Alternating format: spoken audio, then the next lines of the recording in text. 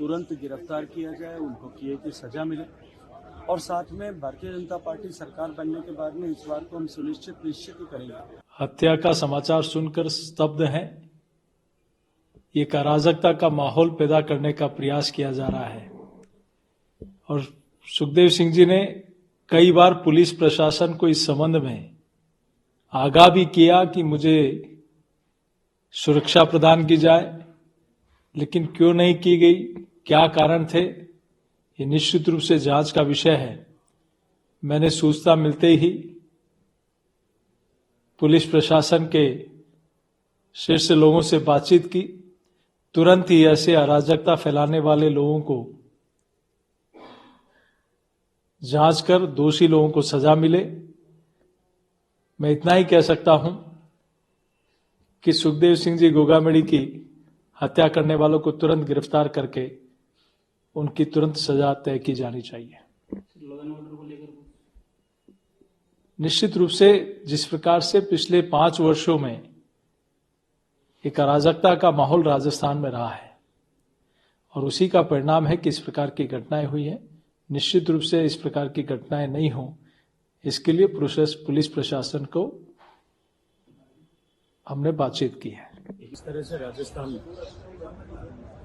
Gang Wars बनती है, different gangs के बीच में युद्ध शुरू हुए और राजस्थान को अराजकता की अग्नि में धकेला गया,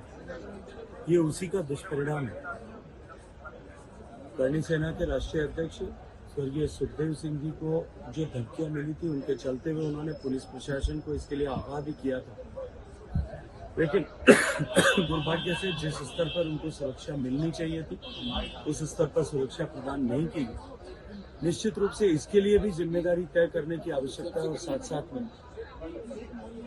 जिन लोगों ने ये दुर्दांत कृत्य किया है उनको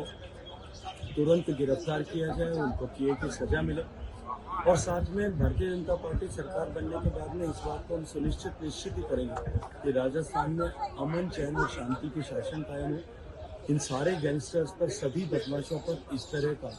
जो है उनके विराम लगे, उनको उनके किए की सजा भुगतनी पड़े, उनके सबको जेल में बंद किया जाए ताकि राजस्थान में शांति का शासन स्थापित हो सके।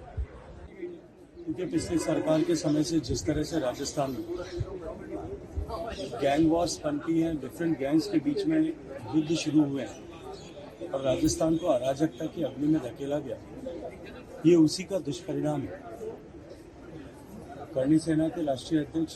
स्वर्गीय सुखदेव सिंह जी को जो धमकियां मिली थी, उनके चलते हुए उन्होंने पुलिस प्रशासन को इसके लिए आगाह भी किया था, लेकिन दुर्भाग्य से जिस स्तर पर उनको सुरक्षा मिलनी चाहिए थी उस स्तर पर सुरक्षा प्रदान नहीं की गई। निश्चित रूप से इसके लिए भी जिम्मेदारी तय करने की आवश्यकता है और साथ साथ में जिन लोगों ने ये दुर्दांत कृत्य किया है उनको तुरंत गिरफ्तार किया जाए, उनको किए की सजा मिले और साथ में भारतीय जनता पार्टी सरकार बनने के बाद में इस बात को हम सुनिश्चित निश्चित ही करेंगे कि राजस्थान में अमन, चैन और शांति की शासन कायम हो। इन सारे गैंगस्टर्स पर, सभी बदमाशों पर इस तरह का जो है उनके विराम लगे, उनको उनके किए की सजा भुगतनी पड़े, उनके सबको जेल में बंद किया जाए ताकि राजस्थान में शांति का शासन स्थापित हो सके। मैं सभी से आग्रह करूंगा कि इस समय में उद्वेलित होने के बजाय हमको शांति बनाए रखने की आवश्यकता है, लेकिन साथ ही एक बात का भरोसा और विश्वास दिलाता हूं कि एक भी अपराधी और गैंगस्टर जो इसमें संलिप्त था वो नहीं बख्शा जाएगा और पुलिस प्रशासन को इसके लिए आगाह करना चाहता हूं कि राजस्थान में अन्य लोगों को जिनको भी इस तरह की धमकियां मिली है तुरंत उनको सुरक्षा भी प्रदान करें और साथ साथ में ऐसे सारे लोगों को जिन्होंने धमकियां दी है उन सब के खिलाफ प्रभावी कार्रवाई करें।